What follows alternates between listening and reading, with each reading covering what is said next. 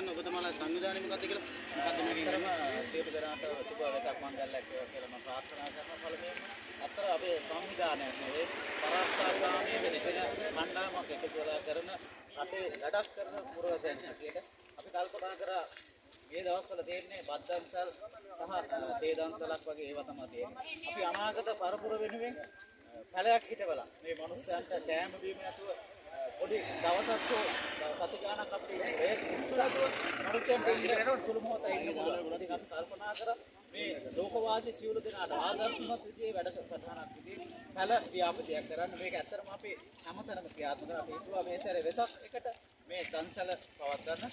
ඉතින් ඒ සඳහා අනුග්‍රහ දක්වපු දෙරණ ආයතනයටත් ඇත්තටම බෙහෙවින් ස්තුතිවන්ත වෙනවා. ඒ වගේම මේ සඳහා විශාල කැපවීමක් කර අපේ දුරාජ් මල්ලිට බෙහෙවින් ස්තුතිවන්ත වෙන්න ඕන. මේ වගේ කාර්යයක් කරන්න පුර දුන්නා. බෙහෙවින් ස්තුතියි.